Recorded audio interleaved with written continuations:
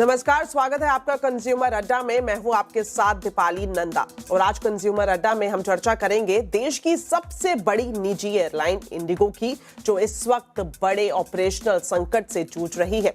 बीते 48 घंटों में इंडिगो की 550 के करीब फ्लाइट्स कैंसिल हो गई हैं और अभी भी स्थिति में कोई सुधार नहीं दिख रहा है। जस की तस स्थिति बनी हुई है। सैकड़ों फ्लाइट्स अभी भी डिलेड है। नतीजतन एयरपोर्ट्स पर क्योस है या फिर ये कहें अफरा तफरी का आलम है।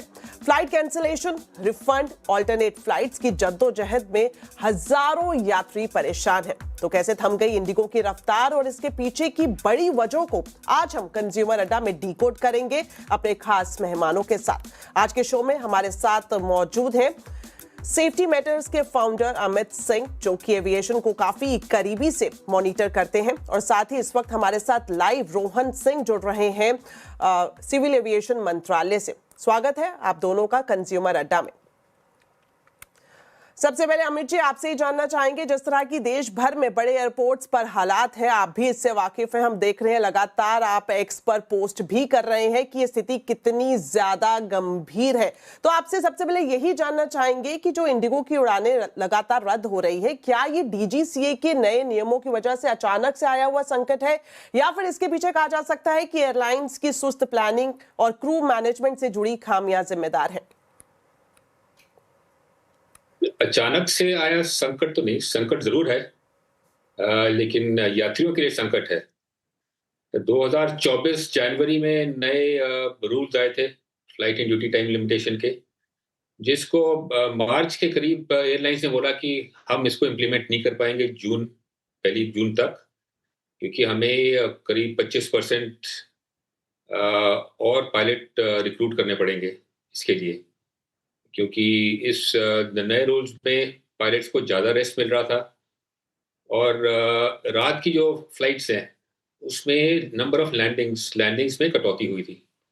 सो इंटरनेशनल नॉर्म्स के हिसाब से हमारे जो रेगुलेशंस हैं वो अभी भी काफ़ी अनसाइंटिफिक हैं, लेकिन फटीग इंटरनेशनल इशू है, ग्लोबल इशू है, और हम इसमें काफ़ी पीछे चल रहे हैं। फिलहाल उसके बाद ये एयरलाइंस की जो बॉडीज थी वो कोर्ट गई कि जब इम्प्लीमेंट कर दिया गया था तब वापस क्यों लिए गए रूल्स।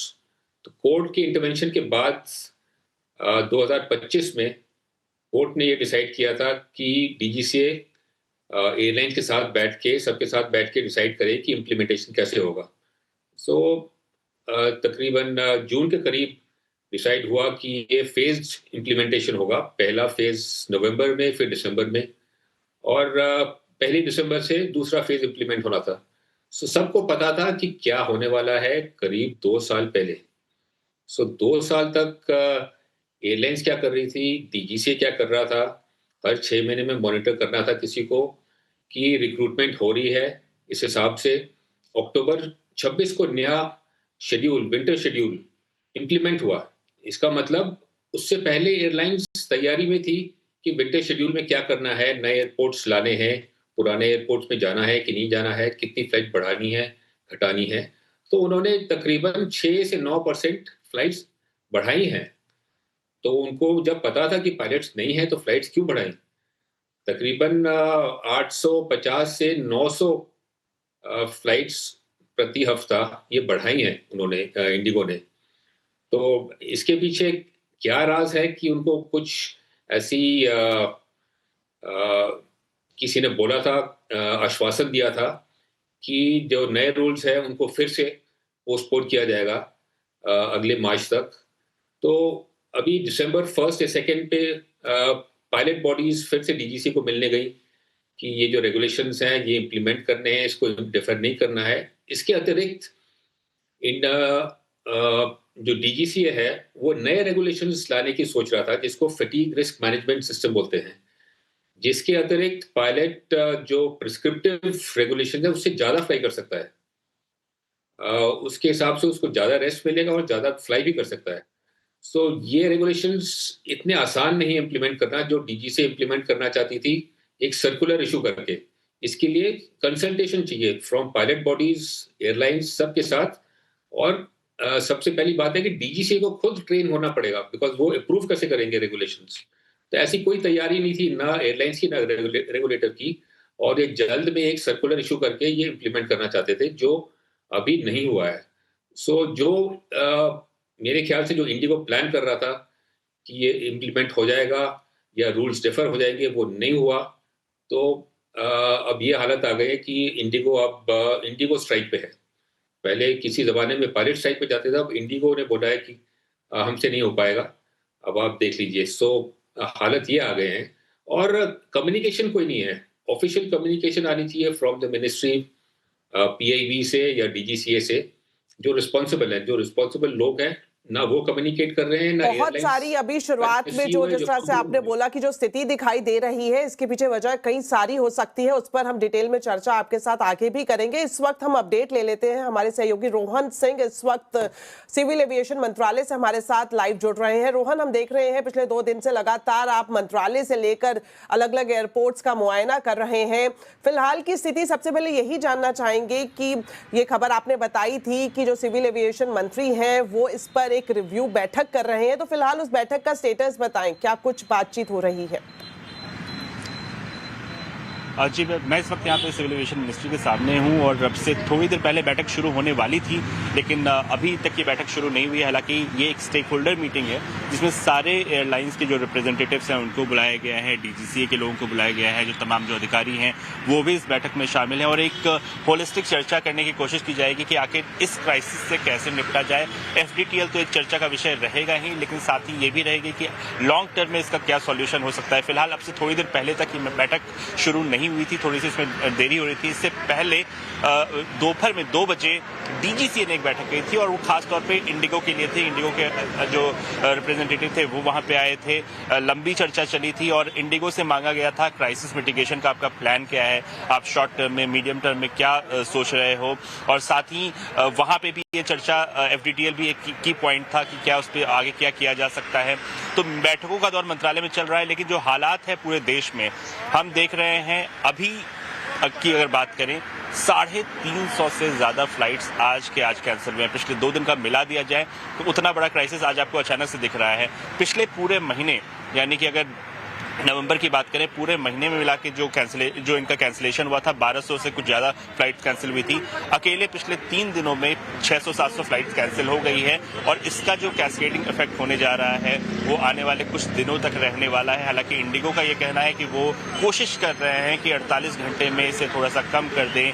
वो अपना जो शेड्यूल है उसमें थोड़ा सा उसे ट्रिम कर रहे हैं, थोड़ी सी रोस्टरिंग को जो है वो बदल रहे हैं। लेकिन जिस तरह की हालात आज हैं, 24 घंटे होने वाले हैं, 48 घंटे में से ऐसा लगता नहीं है कि ये समस्या इतनी जल्दी इसका समाधान होने वाला है, क्योंकि कुछ देर पहले मेरे एक डीजीसीए के अधिकारी से भी बात की गई थी।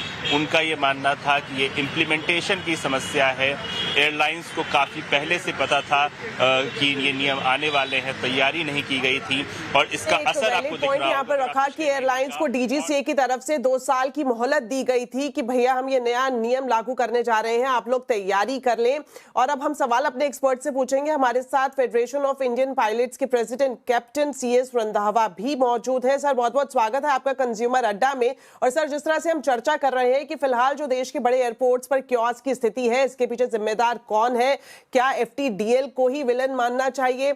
लंबे वक्त से, खासतौर पर आपसे सवाल पूछना चाहूंगी सर कि जो पायलट बॉडीज हैं वो इसकी मांग कर रही थी कि भैया आप इस तरह के नियम लेकर आए, और डीजीसीए की तरफ से 2 साल का टाइम भी दिया गया कि आप तैयारी पूरी कर लें और इसे हम लागू कर देंगे। लेकिन अब जिस तरह की हालात है, क्या वो एक बड़ा संकट माना जाए पूरे, ना सिर्फ इंडिगो के लिए बल्कि दूसरी एयरलाइंस के लिए भी?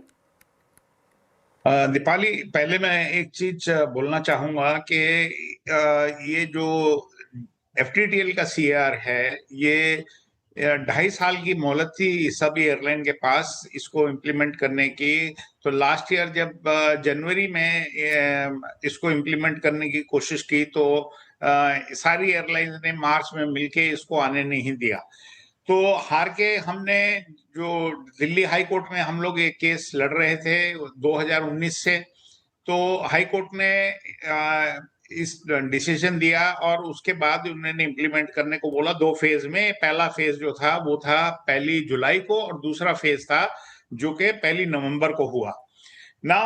जब ये इम्प्लीमेंट हो गया तो आप ये देखिए, सबसे मजे की बात देखिए कि जो ज्यादा इफेक्ट करता था वो था जो ड्यूटी, जो रेस्ट पीरियड था वो 36 से 48 घंटे, वो जुलाई में हो गया था। एक भी कैंसिलेशन नहीं हुआ, एक भी कोई फ्लाइट डिले नहीं हुई किसी भी एयरलाइन की। फिर 1 नवंबर को जब ये इम्प्लीमेंट हुआ, बाकी के जो हिस्सा था एफडीटीएल का, जिसमें कुछ नाइट लैंडिंग्स का था, कुछ विंड ऑफ सर्केडियन लो का था, तो इसके तहत जो जब ये सब इम्प्लीमेंट हुआ तो उसके बाद सब एयरलाइंस भाग के गई और उन्होंने वेरिएशन मांगा था। एयर इंडिया को कोई वेरिएशन मिला, कोई 787 पे और 777 के ऊपर कोई उसको वेरिएशन चाहिए था ड्यूटी टाइम में, वो दे दिया डीजीसीए ने। बाकी एयरलाइंस को एक नाइट लैंडिंग एक एक्स्ट्रा चाहिए थी, वो भी दे दी। अब ये मजे की बात देखिए कि इंडिगो की एक भी फ्लाइट ना तो देरी से गई और ना कोई कैंसिल हुई। नवंबर पूरा निकल गया। उसके बाद 28 नवंबर को यासा ने और एयरबस इंडस्ट्री ने एक सर्कुलर निकाला कि 5:30 बजे 30 नवंबर के बाद कोई भी 320 जो कि मॉडिफाई नहीं हुआ है वो फ्लाई नहीं कर सकता। इंडिगो के 200 जहाज थे जो कि इफेक्टेड थे। इन्होंने रिकॉर्ड टाइम 200 जहाज को मॉडिफाई करा 2 दिन के अंदर। उसके दौरान भी कोई कैंसिलेशन नहीं थे इंडिगो की। अभी क्या बदल गया कि पिछले 48 घंटे में 2 दिन के अंदर 500 कैंसिलेशन है फ्लाइट्स की। तो ये जो एक मुद्दा है एफडीटीएल का, पहले तो मैं आपको सबको ये बताना चाहूंगा, पहले क्लियर करूंगा, मैं मीडिया में से सुबह से एक चीज क्लियर करना चाहता हूं, ना ये मौसम की वजह से है, कहीं फॉग नहीं आया है, कोई ट्रैफिक कंजेशन नहीं है, वो भी उसी तरह है सारे एयरपोर्ट। तो ये 2 मुद्दे तो बिल्कुल ही नहीं है। तीसरा मुद्दा जो है वो है कि 6% इसके शेड्यूल जो हैं इंक्रीज हुए हैं, वो भी 1 नवंबर से विंटर शेड्यूल में, जो कि डीजीसी ने अप्रूव किए हैं। और डीजीसी उसको जब भी अप्रूव कर सकता है जबकि एयरलाइन के पास पायलट होते हैं। तो इनके पास अगर देखा जाए तो तकरीबन 5,800 पायलट्स हैं, जिसमें के 2,500 के करीब कैप्टन हैं। अगर आप इसका अंदाजा लगाया जाए कि 900 घंटे कम से कम पायलट उड़ता है एक साल में, और इसका एक टोटल किया जाए, और एक जहाज 320 सिम के जहाज उड़ रहे हैं, कैलकुलेशन हम आपसे समझ लेंगे, लेकिन जिस तरह से आपने इस पॉइंट को सामने रखा कि एफटीडीएल की वजह से नहीं है, इंडिगो की तरफ से ये दलील दी गई कि खराब मौसम, कोहरे या फिर छोटे मोटे जो टेक्निकल ग्लिचेस हैं वो, और साथ ही साथ जो नए नियम लागू हुए हैं उसकी वजह से ये पूरी परिस्थिति सामने आई है। तो आगे अब हम अमित जी के पास चलते हैं। Amit ji, safety matters foundation आप लीड कर रहे हैं सर, के फाउंडर है, तो आपसे ये जानना चाहेंगे थोड़ा सा पैसेंजर पर्सपेक्टिव के हिसाब से भी हम देखें कि वजह चाहे कुछ भी रही हो, चाहे इंडिगो की तरफ से बोला गया हो कि कोहरा है, थोड़े से टेक्निकल ग्लिचेस आए, खराब मौसम है, कंजेशन है, नए नियम है, लेकिन जिसका खामियाजा भुगता जा रहा है वो है पैसेंजर्स। तो पैसेंजर्स के लिए डीजीसीए के रूल्स इस हालात में क्या कुछ कहते हैं? पैसेंजर्स के लिए तो डिले और कैंसिलेशन के रूल्स बिल्कुल साफ है कि अगर 2 घंटे से ज़्यादा डिले हो तो पैसेंजर्स को क्या मिलना चाहिए, 4 घंटे से ज़्यादा डिले हो तो रिफ्रेशमेंट्स वगैरह अगर कैंसिल हो जाए तो ऑल्टरनेट अरेंजमेंट, होटल अकोमोडेशन या किसी ऑल्टरनेट एयरलाइन से भेजने का प्रयास करना चाहिए। तो बात यह है कि अचानक से किसी एयरलाइंस को नहीं पता चला कि कल से हमें कोई भी पायलट नहीं मिलेगा 250-300 फ्लाइट्स के लिए। तो ये तो इनको बहुत पहले से प्लानिंग होती है, अचानक से कुछ नहीं होता है। अगर हो भी गया तो कम्युनिकेशन कितनी जल्दी करना चाहिए। सो कम्युनिकेशन यहाँ पे ज़्यादा बड़ी प्रॉब्लम है कि पैसेंजर को पता नहीं चल रहा कि मैं पहुँचूँगा कि नहीं अपने डेस्टिनेशन पे। किसी को काम है, किसी को मेडिकल के लिए जाना है, किसी की इम्पोर्टेंट मीटिंग है, तो कब पहुँचेंगे या कैसे पहुँचेंगे यही नहीं पता। तो ये डीजीसीए और मंत्रालय की ओर से इंडिगो को डायरेक्टिव जाना चाहिए कि ये तो कंप्लायंस का इशू है। तो रेगुलेशंस में ये ऑलरेडी है, ऑलरेडी बिल्ट इन है। हमारे यहाँ प्रॉब्लम ये है कि पैसेंजर एसोसिएशन या पैसेंजर रिप्रेजेंटेटिव कोई नहीं है। सबसे बड़ा स्टेक होल्डर इस एविएशन इंडस्ट्री में पैसेंजर है, और पैसेंजर की कोई आवाज नहीं है। सो पैसेंजर कहाँ जाएगा, किसके पास जाएगा? जो फोरम उन्होंने बनाए हैं, जैसे आप उन्होंने मोबाइल फ़ोन पे बनाया है कि आप एप्लीकेशन है, उस पे लॉगिन कीजिए, लेकिन ये तो बड़ी बात है, वो इंडिविजुअल केसेज़ के लिए है। ये तो सिस्टम फेलियर है। सिस्टम फेलियर के लिए जो अकाउंटेबल मैनेजर है, उसको सामने आना चाहिए। तो ये कल्चरल इश्यू है, जैसे जापान में अगर बड़ा फ्लाइट पॉइंट डिले आपने होगी, रखा तो कि जो सीईओ इस आपके पूरे एविएशन में सबसे बड़ा स्टेक होल्डर है वो है पैसेंजर्स, और उनका रिप्रेजेंटेशन आखिर कहाँ है। हम इस पर चर्चा जारी रखेंगे। फिर हम लगातार चर्चा कर रहे हैं कि आखिर क्या वजह रही कि इंडिगो का पहिया अचानक से थम गया, या फिर ये कहे कि कहीं ना कहीं इंडिगो की तरफ से तैयारी नहीं की गई नए नियमों को लेकर। तो तमाम वजह है जिस पर आज हम लोग चर्चा कर रहे हैं अपने एक्सपर्ट्स के साथ, और साथ ही हमारे साथ रोहन सिंह भी मौजूद हैं। रोहन, आपसे जानना चाहेंगे, जिस तरह से हमारे एक्सपर्ट्स बता रहे थे कि पैसेंजर्स के कई सारे राइट्स हैं, डीजीसीए के जो रूल हैं वो एक एम्पावर्ड करते हैं पैसेंजर्स को कि वो इस बात को सामने रखें कि अगर फ्लाइट लेट हो रही है तो आप हमें रिफ्रेशमेंट दें, या फिर ज़्यादा लंबा हॉल्ट है तो अकोमोडेशन की व्यवस्था करें, या फिर ऑल्टरनेट फ्लाइट उपलब्ध कराएं। आप सुबह से ही एयरपोर्ट्स पर मौजूद थे, तो आपसे जानना चाहेंगे क्या इस तरह की व्यवस्था इंडिगो की तरफ से की गई है, क्योंकि हम देख रहे हैं अलग अलग प्लेटफॉर्म्स पर पैसेंजर्स की ढेरों शिकायतें सामने आ रही हैं। जी दीपाली, बिल्कुल एक पैसेंजर चार्टर बना हुआ है, पैसेंजर के जो राइट्स हैं वो क्लियरली डिफाइन किए गए हैं, लेकिन जब इस तरह की इस स्केल की क्राइसिस आती है तो कई बार इन्हें पूरी तरह से इम्प्लीमेंट नहीं किया जाता है। आज हम दिल्ली के इंदिरा गांधी अंतर्राष्ट्रीय हवाई अड्डे पर सुबह से थे, ऐसे बहुत सारे मामले आए जिनमें कि इंटीमेट तक नहीं किए गए। जो सबसे पहला इशू है वो है कम्युनिकेशन। अगर एयरलाइन की तरफ से समय पे अगर कम्युनिकेट कर लिया जाए तो आधी से ज़्यादा जो समस्या है वो सॉल्व की जा सकती है। कम्युनिकेशन की भारी जो एक गैप है वो हमें देखने को मिला। दो बड़े स्टेक होल्डर्स हैं इस पूरे, अगर देखा जाए तो एक पैसेंजर है, दूसरा जो क्रू और पायलट्स हैं। मुझे लगता है कि दोनों की ही अनदेखी की गई है, क्योंकि अभी जब मैं आपसे बात कर रहा था, अभी जो इंडिगो के सीईओ है पीटर एल्बर्स, उनका एक लेटर पब्लिक हुआ है जो उन्होंने अपने एम्प्लॉयज़ को भेजा है। एक तरह का पेप टॉक दिया है कि हाँ, हम इस क्राइसिस से निकल लेंगे, तमाम कारण बताए हैं, वेदर को, एयरपोर्ट कंजेशन को, एफडीटीएल को बताया है। लेकिन जो सबसे इम्पॉर्टेंट इशू है एफडीटीएल पे, उस पर कोई खास हाईलाइट नहीं किया। अमित जी इस पूरे पे काम करते हैं, उन्हें पता है कि फटीक मैनेजमेंट कितना ज़रूरी है एविएशन सेफ्टी के लिए, तो इन दोनों की ही अनदेखी की गई है। काफ़ी समय से था।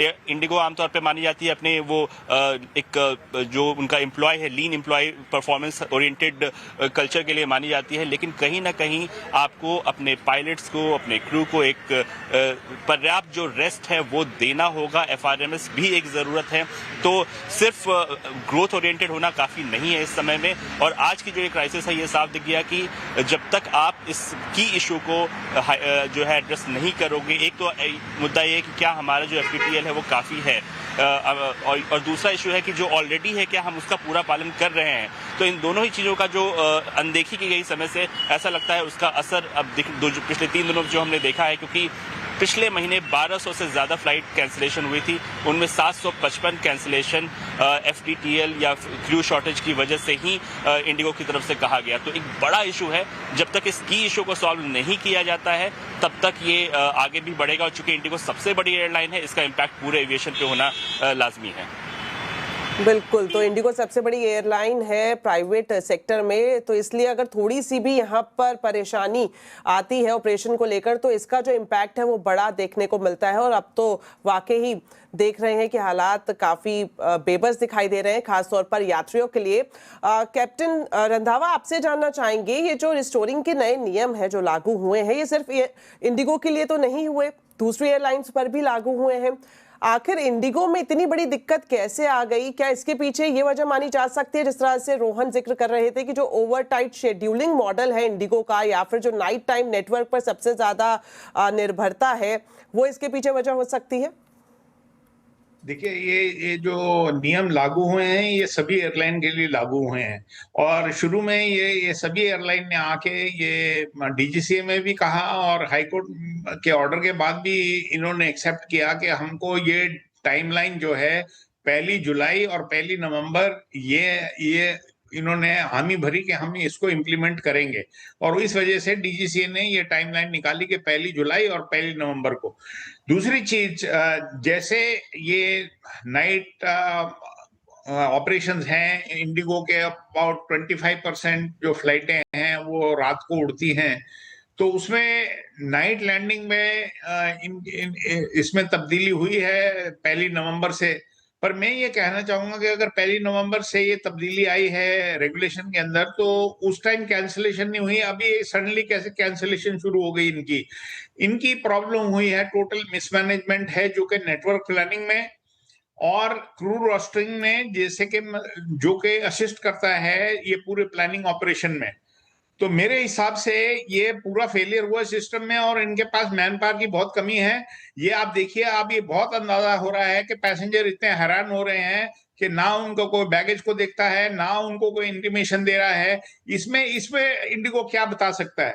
कोई जवाब नहीं है इंडिगो के पास, क्योंकि सारी एयरलाइन यही कोशिश कर रही हैं कि हम पैसा कहां से बचाएं, हम कम हायरिंग करें।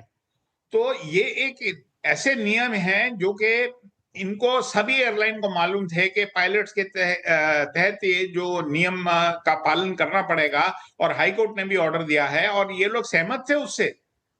तो एकदम से क्या बदल गया? 48 घंटे के अंदर 500 फ्लाइट कैंसिल। बाकी एयरलाइंस भी हैं, बाकी एयरलाइन में फिर एयर इंडिया में भी कैंसिलेशन होने चाहिए थे, डिलेज होने चाहिए थे, स्पाइस जेट में होने चाहिए थे, आकाशा में होने चाहिए थे। वहां क्यों नहीं हुए? और यहां 48 घंटे में क्यों हुए? 28 से 30 नवंबर के बीच में जब बड़ा सवाल है जो इस वक्त सबके सामने है। अमित जी, आपसे जानना चाहेंगे, जिस तरह से रंधावा जी ने इस बात को सामने रखा कि जो क्रू की शॉर्टेज है या फिर पायलट्स की जो कमी है, वो लगता है कि एक बड़ा चैलेंज है पूरे एविएशन सेक्टर के लिए, क्योंकि ग्लोबली भी देखा जाए तो देश में जो पायलट्स की संख्या है वो बेहद कम है। खासतौर पर इंडिगो की बात करें, बीच में इस तरह की भी खबर आई थी कि इनकी तरफ से हायरिंग को फ्रीज कर दिया गया। अब इसके कितने तथ्य सामने आए वो फिलहाल देखने वाली बात होगी, लेकिन जो क्रू की कमी है या फिर जो स्टाफ की शॉर्टेज है वो कितना बड़ा कारण हो सकता है इसके पीछे? क्रू की शॉर्टेज बेसिकली ये एयरलाइन से बनाई है। रिक्रूटमेंट तो एयरलाइन से हाथ में। एयरलाइंस जब इंडिगो शुरू हुई थी तो एयरलाइंस बफर रखती थी एडिशनल क्रू, इसी वजह से, ताकि अगर जैसे विंटर में सर्दियों में फॉग आती है या मॉनसून की वजह से कुछ होता है, डिले होता है, प्रेशर पड़ता है, तो एडिशनल क्रू हमेशा काम आता है। अगर आपने अधिक जहाज अगले शेड्यूल में चलाने हैं तो एडिशनल क्रू हमेशा काम आते हैं। लेकिन ये तो पॉलिसी की बात है, एयरलाइंस की पॉलिसी की हम बिल्कुल मिनिमम क्रू रखेंगे, ज़्यादा क्रू नहीं रखेंगे खर्चे बचाने के लिए। तो अब भुगतना पड़ता है, एयरलाइंस को भुगतना पड़ेगा और पैसेंजर को ज़्यादा भुगतना पड़ेगा। ग्लोबली शॉर्टेज नहीं है। ग्लोबली सबको पता है कि कितने जहाज बन रहे हैं, कितने जहाज ताकि आपने ऑर्डर दिए हैं जहाज, आपके पास शेड्यूल है कौन सा जहाज किस महीने में आएगा, किस साल में आएगा। उस हिसाब से क्रू की ट्रेनिंग होती है। एक क्रू की ट्रेनिंग में कम से कम 90 दिन या 100 दिन, 120 दिन लग जाते हैं मैक्सिमम। तो इस हिसाब से एयरलाइंस प्लान करती है। जैसे आप ट्रेनिंग करते हैं, ट्रेनिंग में आप उनको 3 साल का देते हैं कि अगले 3 साल में हमें इतने क्रू चाहिए, तो ट्रेनिंग उसी हिसाब से देती है, स्लॉट सिमुलेटर ट्रेनिंग और बाकी ग्राउंड ट्रेनिंग। ऐसा नहीं है कि एयरलाइंस को पता नहीं है, एयरलाइंस खर्चे बचाने के लिए इसको कम से कम रखती है। एक बड़ी बात इन्होंने सामने रखी कि क्या एयरलाइंस खर्चा बचाने के लिए हायरिंग नहीं कर रही है। अगर ऐसा है तो उसका खामियाजा साफ तौर पर हम देख रहे हैं, इंडिगो को तो भुगतना पड़ ही रहा है। साथ ही साथ जो सबसे बड़ा सेगमेंट इफेक्ट हुआ है वो है यात्री। हम उम्मीद करेंगे कि जल्द से जल्द सरकार, डीजीसी और इंडिगो मिलकर यात्रियों को राहत दे, ऑपरेशन को सुचारू रूप से चलाए। फिलहाल के लिए शो में इतना ही। Thank you so much captain Randhawa. Amit ji, आपका भी बहुत बहुत धन्यवाद, और रोहन सिंह, आपका भी धन्यवाद। आगे हम न्यूज बुलेटिन में आपसे इस पर अपडेट लेते रहेंगे। फिलहाल के लिए दीजिए इजाजत, नमस्कार।